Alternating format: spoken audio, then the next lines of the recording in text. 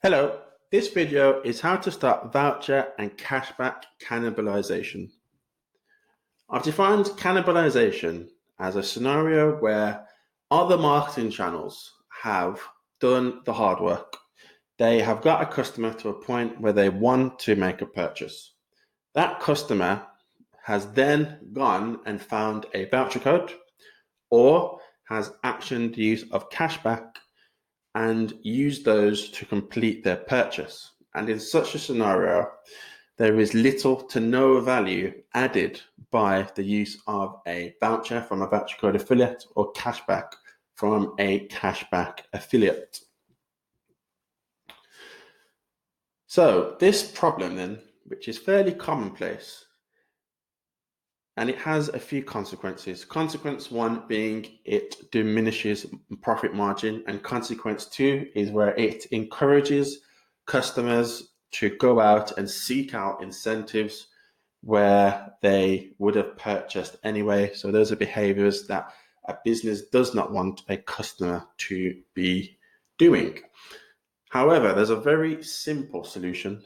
And the solution whereby I'm proposing is coined the action for reward approach. And let's go through an example of the action for reward approach and how it can solve the problem of cannibalization and encourage customers to exert healthy behaviors that help benefit businesses. So if we move to the blue boxes then for the example, and let's say there's a business and it has a business-wide average order value of £50, and it has been running a 10% off voucher code with affiliate partners. Let's say then that the 10% off code is deactivated and it is instead replaced with an action for reward code, a spend and save, where now to get 10% off, customers must spend a minimum of £100. Customers then that use this code are now worth an extra £40 in spend and basket value to the business. They're also being rewarded for spending more money. So even if this customer was going to spend £100 anyway and then found this code where they can now get 10% off for doing so, the business is encouraging and rewarding customers that spend more money. The business is also converting customers and only converting customers that have, if they want to use a voucher code, they now have to do something beneficial for the business, which is they have to spend £40 more. This then mitigates the problem of cannibalization because on both the examples of where a customer use a code where they want to use one because they want to get a discount because that's what makes them feel rewarded as a shopper, or where they were going to spend a higher amount anyway and have done so, they're now being rewarded for doing that. In both those scenarios, which are the main scenarios that lead to and are affected by cannibalization, they've been mitigated, and most importantly, the business now can attribute this spend and save code to something beneficial and something positive to driving bottom line profit margin, whereas before the business would have attributed this code to diminishing profit margin and encouraging lower spend.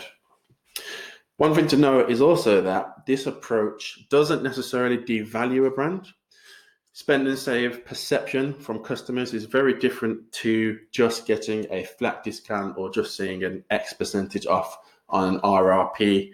It actually, I would argue, doesn't devalue a brand or a brand's equity at all. All it merely does is it puts a barrier to entry on the reciprocation of a incentive or voucher code, unless the customer does something beneficial or positive that for the brand. A few examples of other incremental incentives. So aside from spend and save, there could be a gift on a minimum spend.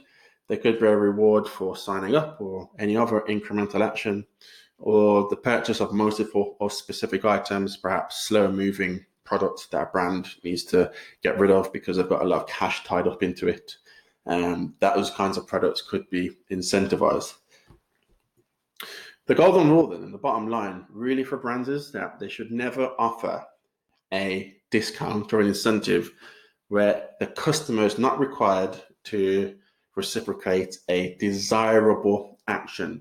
So there must be a mutual benefit for the brand and for the customer.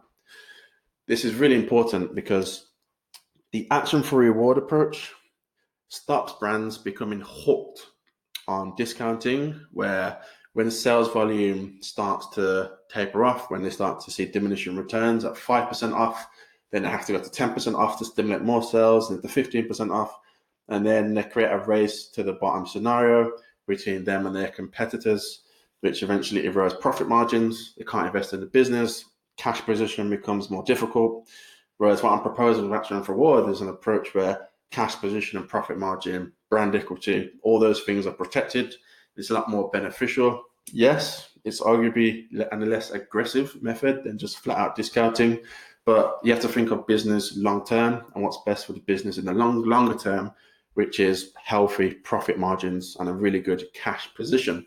And also an affiliate channel through cashback and voucher codes, whereby there is a benefit to the business and not sort of a loss or a penalty for using them. If you have any more questions on this, or if you want any more examples from me, my email is there. I've also covered Action for Reward in my book, which you can find on Amazon, The Advertiser's Guide to Affiliate Marketing. If you find this video useful, please like, subscribe for more content, share it with your colleagues or on LinkedIn to help benefit other businesses, and leave a comment below if you have any questions.